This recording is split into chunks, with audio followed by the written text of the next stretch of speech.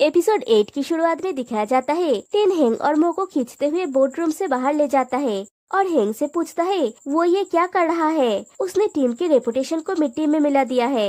लेकिन म्याओ टेन को हटा के पूछती है क्या वो दोनों सच में डेट कर रहे हैं।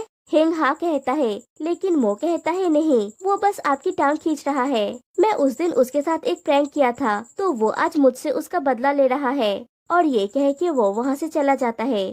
हेंग कहता है कि वो सच बोल रहा है लेकिन कोई उसका विश्वास नहीं करता। तभी वहाँ पे बॉस आते हैं जो कि बहुत अपसेट होते हैं। वो हेंग को देखते हैं और कुछ ना कह के वहाँ से चले जाते हैं। और मियाओ और न्यू ईयर मिलके हेंग को टीज करने लगते हैं। रात को जब दोनों घर लौटते हैं बाहर बारिश हो रही थी। हेंग मो से बात करना चाहता है लेकिन मो कहता है वो पूरा भीग गया है, वो नहाने जाएगा और जाने लगता है।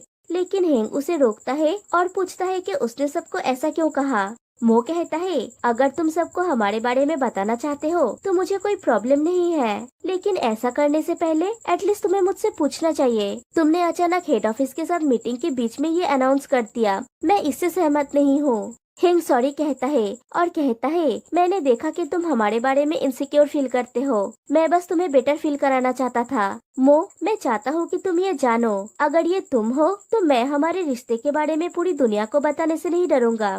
वो एश्योर्ड होता है और कहता है मैं भी। अगर तुम दुनिया में एकमात्र इंसान हो जो मुझे वैसे ही एक्सेप्ट करते हो जैसा मैं हूँ तो मेरे लिए ये काफी है। फिर दोनों धीरे धीरे करीब आते हैं और किस करने वाले होते ही है, लेकिन मो को खांसी आ जाती है। हेंग कहता है कोई बात नहीं फिर से करते हैं। दोनों फिर से किस करने वाले होते हैं लेकिन मो को फिर से खांसी आ जाती है और फाइनली किस नहीं होता। नेक्स्ट डे मॉर्निंग हेंग मो को नींद से जगाने जाता है। मो उठता है तो हेंग देखता है मो को बुखार है। हेंग कहता है मुझे लगता है तुम्हें आज सिक लीव लेनी चाहिए, मैं तुम्हारे लिए राइस सूप बना के लाता हूँ। मो उसे रोकता है और कहता है उसे लगता है खाना ऑर्डर कर लेना चाहिए। हेंग कहता है इट्स ओके, अब तुम मेरे बॉयफ्रेंड हो तो मेरा हेल्प मांगने से हिचकिचाओ मत। मो कहता है मैं हेल्प मांगने से हिचकिचा नहीं रहा हूँ, लास्ट टाइम जब तुमने फ्राइड राइस बनाया था तुम उसमें राइस डालना भूल गए थे। हेंग कहता है इस बार मैं राइस सबसे पहले डालूंगा, ठीक है। मो कहता है पानी डालना मत भूल जाना। हेंग कहता है ट्रस्ट मी, मैं शेफ हेंग हूँ, मैं तुम्हारे लिए एक डिलीशियस डिश बनाऊंगा। फिर हेंग मो के लिए खाना बना रहा होता है और वो गलती से खाने में 2 बार नमक डाल देता है। दूसरी तरफ बॉस के घर में चारेम बॉस को बुलाने आती है तो बॉस कहते हैं वो आज ऑफिस नहीं जाना चाहते और उनके बॉस को बता देने के लिए कहते हैं कि वो बीमार है। चारेम कहती है लेकिन आप ही ऑफिस में बॉस है। फिर पूछती है आपने कहा था ना। वो डाइनिंग में आता है। हेंग कहता है अच्छा हुआ कि तुम आ गए, मैं ये तुम्हारे पास ही ले जा रहा था। मो कहता है मुझे चिंता हो रही थी कि तुम घर में आग ना लगा दो और मैं ऊपर फंस गया तो। हेंग कहता है मुझे अंडर एस्टिमेट मत करो और उसे खाना देता है। मो कहता है ये दिखने में अच्छा लग रहा है। फिर हेंग उसे अपने हाथों से एक निवाला खिलाता है और पूछता है कैसा है।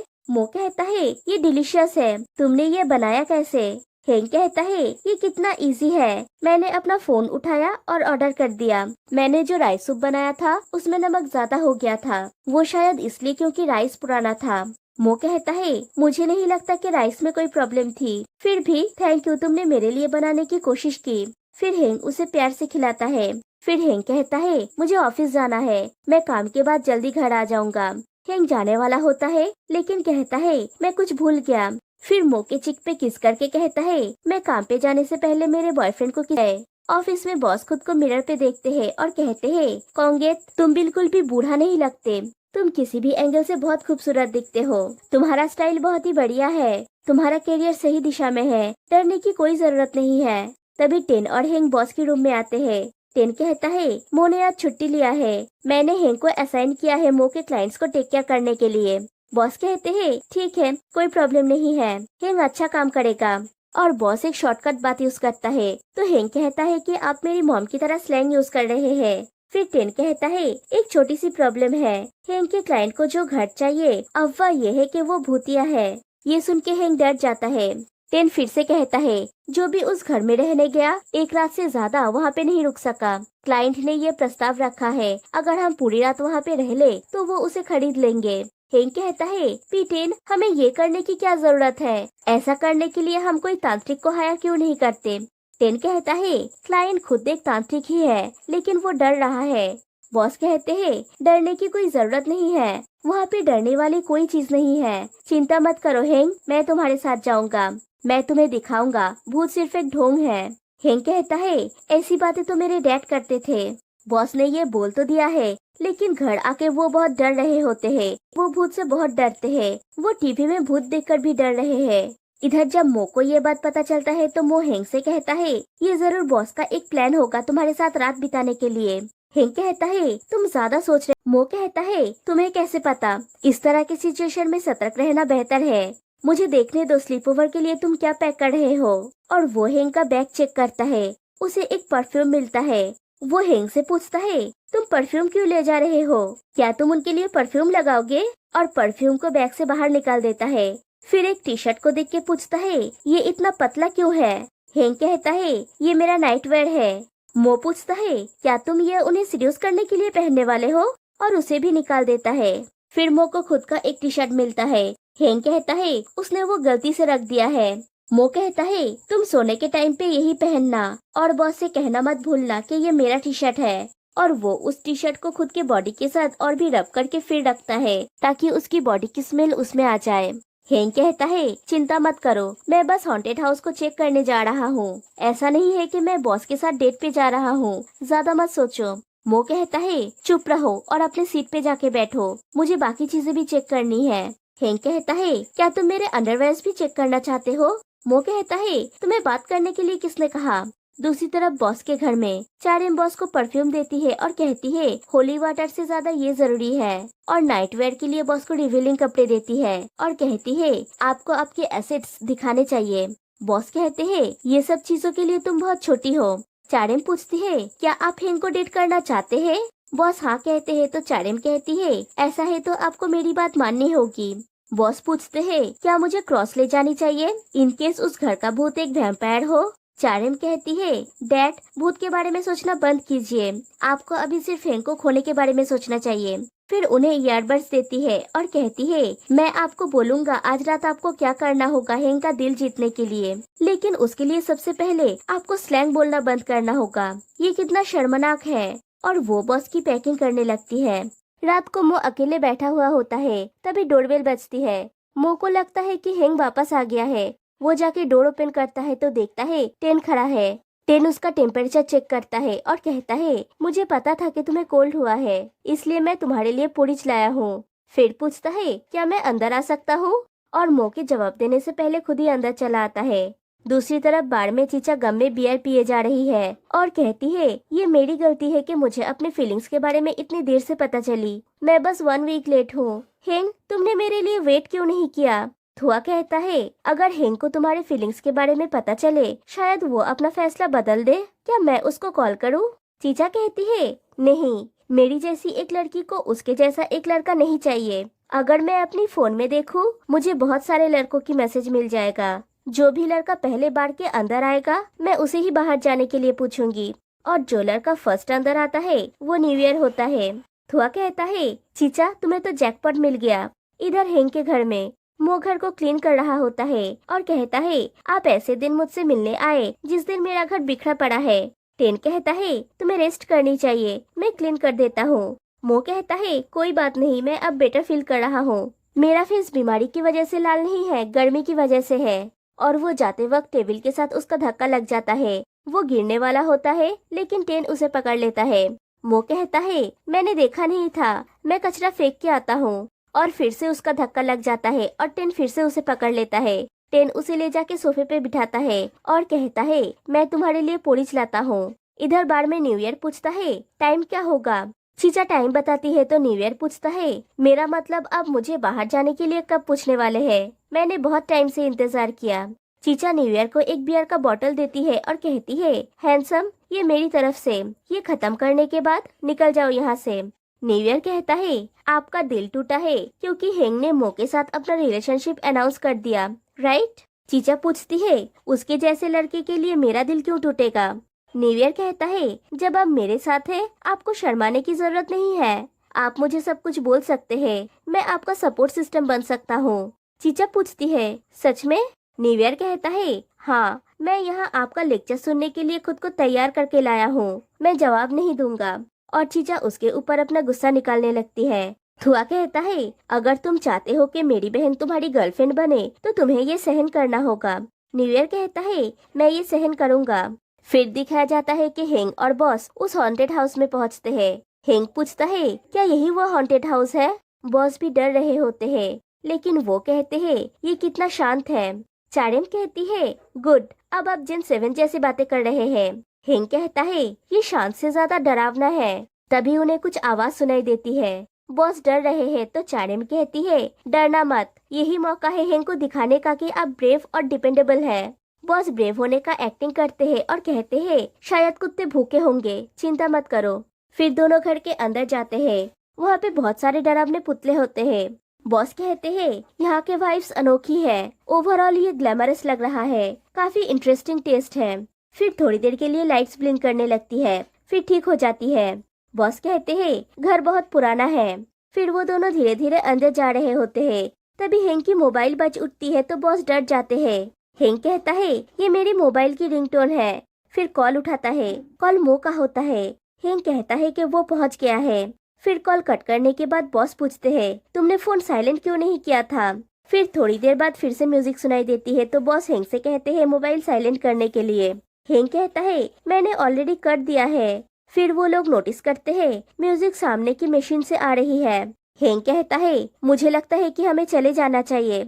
दोनों भागने जाते हैं, लेकिन चारेम बॉस को रोकती है और कहती है, डरना मत, यही आपका चांस है पॉइंट स्कोर करने का। मैं जो बोल रही हूँ उसे रिपीट कीजिए। और बॉस उसकी बात को रिपीट करते हैं। चारेम कहती है, हे यू दुष्ट आत्मा, तुम कहाँ पे छुप रहे हो? हिम्मत है तो बाहर आके मुझे कब्जा करके दिखाओ। तभी वो म्यूजिक बंद हो जाती है और हेंग के नजर में बॉस एक ब्रेव इंसान बन जाते हैं। हेंग कहता है, आप औसम है। बॉस कहते हैं, देखा, चलो रूम में चलते हैं। वो दोनों चलने लगते हैं तो फिर से लाइट ब्लिंक करने लगती है और वो दोनों भागते हैं रूम में जाने के लिए। इधर हेंग के घर पे टेन अपने हाथों से मो को पोरिच खिलाने जाता है तो मो कहता है, इट्स ओके, मैं खुद खा लूंगा, टेक केयर किया था। मो कहता है, लेकिन वो सब पास्ट में था। टेन कहता है, लेकिन मुझे आज भी याद है वो पहला दिन जब हम चियांग माई ब्रांच में साथ में काम किए थे। और पास्ट में दिखाया जाता है दोनों बात करते हुए रास्ते से जा रहे होते हैं और चोर टेन को धक्का देके उसका बैग लेके भागता है। टेन गिर जाता है और मो चोर के पीछे भागता है और टेन के पैर में चोट लग जाता है। मो टेन को ले जाके उसके पैर में प्लास्टर कराता है। मो उसके प्लास्टर में वेल विशिंग का मैसेज लिखता है और टेन को एहसास होता है कि उसे प्यार हो गया है।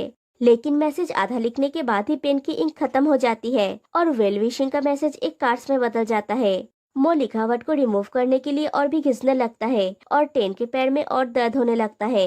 कहानी प्रेजेंट में आती है। टेन कहता है, इसके वजह से मेरा पैर फ्रैक्चर हो गया और ठीक होने में 6 महीने लग गए, लेकिन ये वर्थ इट था। इसकी वजह से तुम मेरा टेक केयर करने लगे और हमें प्यार हो गया। मो कहता है, लेकिन जब भी मैं पीछे मुड़ के देखता हूँ मुझे समझ में नहीं आता ये प्यार था या गिल्टी कॉन्शियस। फिर टेन मो का पैर अपने गोद में लेके उसके पैर में बैंडेज लगा देता है और फिर से मो को पोरिच खिलाने जाता है और मो को ना चाहते हुए भी उसके हाथ से खाना पड़ता है। टेन कहता है, क्या तुम मेरी मॉम को एक टेक्स्ट करोगी, वो तुम्हें मिस करती है, और फिर से खिलाने लगता है। दूसरी तरफ भूतिया बंगले में बॉस अपनी नाइट ड्रेस पहन के रूम में परफ्यूम छिड़क के बेड पे हेंग के लिए वेट कर रहे होते हैं। लेकिन हेंग मो का टी शर्ट पहन के बाथरूम से बाहर आता है। बॉस पूछते हैं, तुमने इतना ढका हुआ कपड़ा क्यों पहना है? और हेंग एक गुड बॉय की तरह फिर बॉस से कहता है, आपका टॉप कितना पतला है, आपको शायद ठंड लगेगा। और बॉस के मूड का एकदम धजिया उड़ा देता है। चारेम कहती है, हम लोग इस पॉइंट तक पहुँचे हैं, आपके पास खोने के लिए कुछ नहीं है, तो अब चेकमेट का टाइम आ गया है। बॉस कहते हैं, मुझे कितनी नींद आ रही है, आ जाओ बेड पे। लेकिन हेंग जाके सोफे पे सो जाता है। बॉस पूछते हैं, तुम वहाँ पे क्या कर रहे हो? हेंग कहता है, मेरी माँ ने कहा था मुझे अपने बॉस के साथ एक ही बेड पे नहीं सोना चाहिए।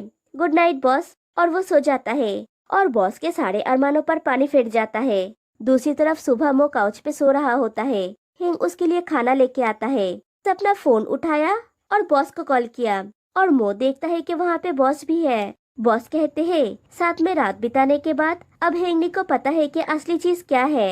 हेंग कहता है, अब से हम तीनों साथ में रहेंगे और बॉस को देख के मुस्कुराता है। मो कहता है, ये सब क्या हो रहा है? और उसकी नींद टूट जाती है। वो सपना देख रहा था। टेन पूछता है, बुरा सपना था? तब मो टेन को नोटिस करता है और पूछता है, आप अभी तक यहाँ पे क्यों है? टेन घर की सफाई कर रहा था। टेन कहता है, मैं जाने वाला था, लेकिन मैंने देखा कि तुम्हारा घर कितना गंदा है। हेंग कभी भी सफाई में हेल्प नहीं करता, है ना? मो कहता है, वो कभी कभी हेल्प करता है। टेन कहता है, वो सिर्फ गंदा करने में हेल्प करता है, उसके टॉय बॉक्सेस चारों तरफ है। मो कहता है, टेन, आपको ये सब करने की जरूरत नहीं है, मैं बाद में कर लूंगा। टेन कहता है, कोई बात नहीं, फ्लोर साफ करना ऑलरेडी हो गया है। दूसरी तरफ भूतिया बंगले में अचानक टीवी चालू हो जाती है, जिससे बॉस और हेंग दोनों की नींद टूट जाती है। हेंग बॉस से पूछता है, क्या उन्होंने टीवी ऑन किया है? बॉस कहते हैं, नहीं। फिर कहते हैं, शायद टीवी खराब है, और हेंग से कहते हैं रिमोट ढूंढ के टीवी ऑफ करने के लिए। हेंग उठ के रिमोट ढूंढने लगता है और बॉस चारेम से कम्युनिकेट करने की कोशिश करते हैं, लेकिन चारेम मस्त सो रही है। तभी हेंग कहता है, उसे रिमोट मिल गया है। वो रिमोट से टीवी ऑफ कर देता है।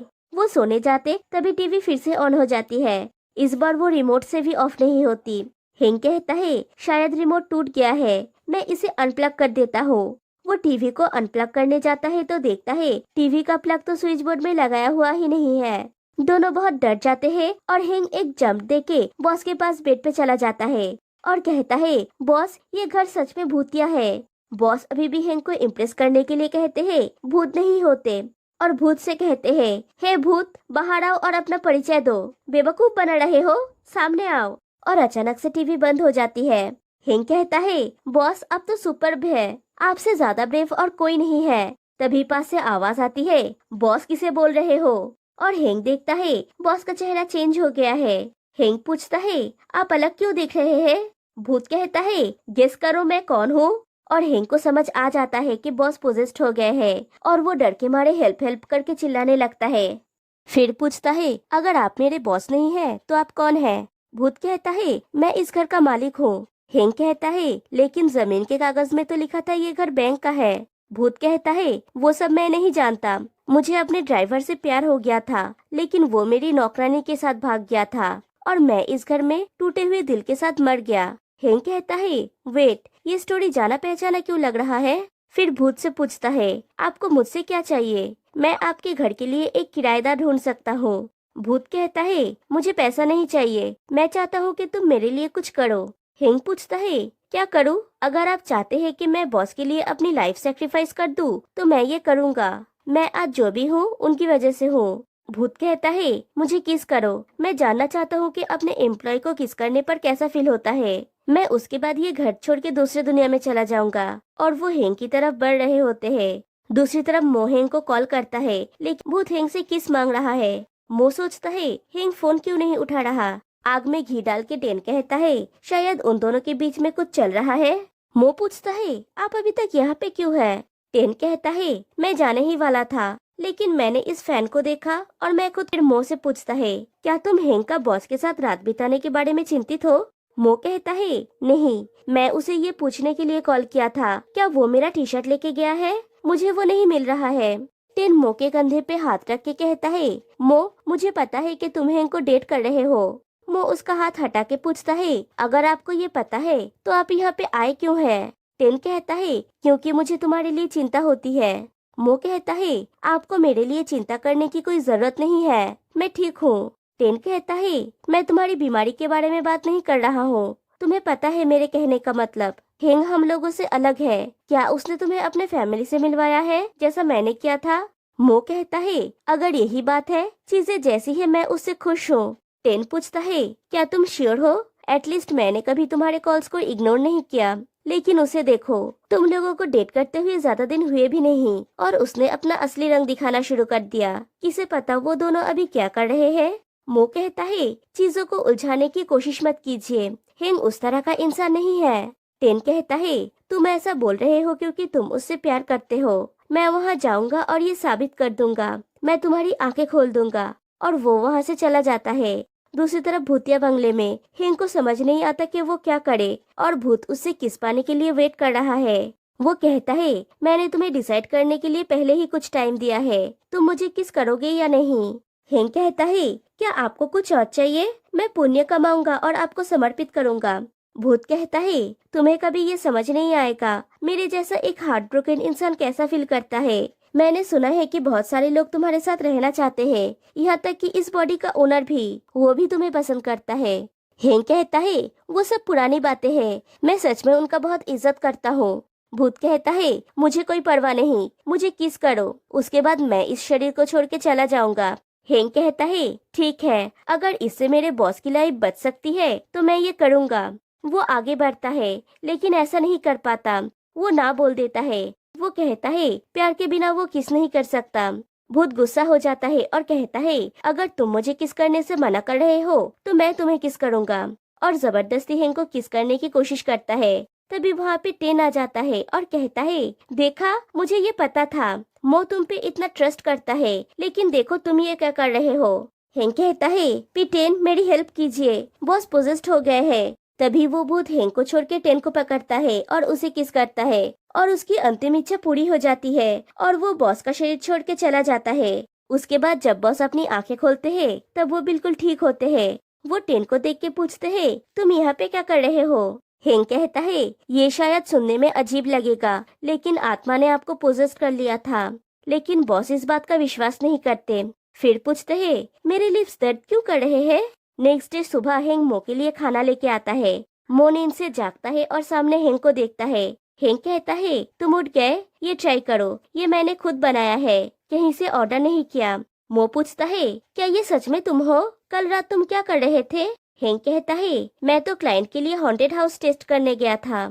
मो पूछता है तुमने मेरे कॉल्स का जवाब क्यों नहीं दिया। ये मत कहना कि तुम्हें पता नहीं था कि मैंने कॉल किया, मैंने तुम्हें कहा था ना साइलेंट मोड ऑन मत करना।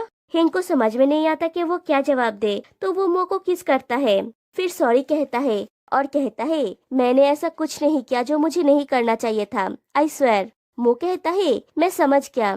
फिर हेंग घर साफ सुथरा देख के पूछता है घर इतना साफ क्यों दिख रहा है, क्या तुमने खुद इसे साफ किया। अब मो को समझ नहीं आता कि वो क्या कहे, तो वो हेंग को किस करता है। फिर कहता है मुझे भूख लगी है, अभी खाते हैं, मैं बाद में तुम्हें बताऊंगा क्या हुआ था, ओके। और फिर वो दोनों खाने लगते हैं। रात को सोने के समय हेंग अपना बिस्तर लेके मो के रूम में चला आता है और मो से पूछता है क्या मैं तुम्हारे रूम में सो सकता हूँ। मो पूछता है क्यों, क्या तुम्हें अभी भी उस भूत से डर लग रहा है जिसे तुमने कल रात देखा था। हेंग कहता है नहीं, तुम अभी पूरी तरह से ठीक नहीं हुए हो, मैं तुम्हारा टेक केयर करने के लिए तुम्हारे करीब रहना चाहता हूँ, मैं जमीन पे सोऊंगा। और हेंग सो जाता है। मो कहता है हेंग मैं अपने बोलस्टार के बिना नहीं सो सकता। हेंग पूछता है तुम मुझे क्यों बोल रहे हो। मो कहता है आज मैंने उसे धो दिया है और वो अभी तक सूखा नहीं है। हेंग कहता है तो। मो कहता है अगर तुम मेरे बेड पे सोना चाहते हो तो आ जाओ। हेंग कूद के बेड पे चला जाता है और कुछ करने जाता है तो मो कहता है रुको, अगर तुम मेरे बोलस्टर बनना चाहते हो तो तुम्हें स्थिर रहना होगा, अगर तुम हिलोगे तो तुम्हें जमीन पे सोना पड़ेगा। हेंग बेचारा सो जाता है और मो उसकी बाहों में सर रख के उसे हक करके सोता है और कहता है मैं थोड़ा डिजी फील कर रहा हूँ। हेंग कहता है तो जब तुम बेटर फील करोगे हम ट्रिप पे चलेंगे, इस बार बस हम दोनों। मो कहता है गुड आइडिया। फिर कहता है मुझे एक जगह पता है जहाँ मैं तुम्हारे साथ जाना चाहता हूँ। हेंग पूछता है कहाँ पे। मो कहता है मेरे पेरेंट्स से मिलने चलते हैं। ये बात सुन के हेंग डर जाता है और कहता है तुम्हारा मतलब क्या है, हम उन्हें कब मिलने जाने वाले हैं। मो कहता है हेंग शांत रहो, जब मैं तुम्हारे साथ हूँ अपनी आंखें बंद करो। लेकिन हेंग की नींद उड़ जाती है, वो पैनिक करने लगता है कि वो क्या पहनेगा। और यहीं पे एपिसोड 8 एंड हो जाती है। तो गाइस आज के लिए बस इतना ही, फिर मिलते हैं नेक्स्ट वीडियो में, तब तक के लिए बाय बाय।